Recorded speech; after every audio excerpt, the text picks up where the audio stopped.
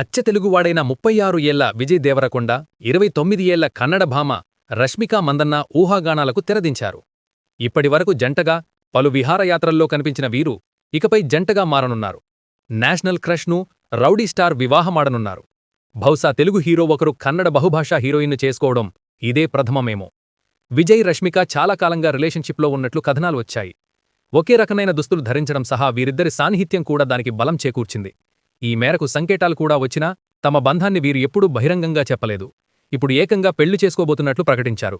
శుక్రవారం రష్మిక, విజయ్ కుటుంబాలు, అతి కొద్దిమంది సన్నిహితుల సమక్షంలో హైదరాబాద్లోని విజయ్ ఇంట్లోనే వీరి నిశ్చితార్థం జరిగినట్టు సమాచారం. 2012లో లైఫ్ ఈజ్ బ్యూటిఫుల్ చిత్రంతో విజయ్ వెండితెరకు పరిచయమయ్యారు. 2016లో కిరాక్ పార్టీ సినిమాతో కన్నడలో రష్మిక తొలి సినిమా చేశారు. వీరిద్దరూ కలిసి తెలుగులో నటించిన గీతగోవిందం సూపర్ హిట్ అయింది. ఆ తర్వాత డియర్ కామ్రేడ్లోనూ నటించారు.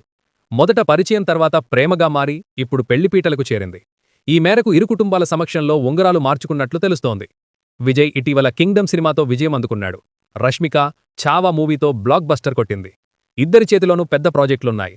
దీంతో మరి వివాహం ఎప్పుడు అనే ప్రశ్న వస్తోంది. బహుశా వచ్చే ఫిబ్రవరిలో పెళ్లి ముహూర్తం ఉంటుందని సమాచారం. దీనిపై విజయ్, రష్మిక ప్రకటన విడుదల చేయాల్సి ఉన్నది. విజయ్ను స్టార్ను చేసిన సినిమా అర్జున్ రెడ్డి. 2017లో వచ్చిన ఈ చిత్రం బాలీవుడ్లోనూ రీమేక్ అయి హిట్ కొట్టింది.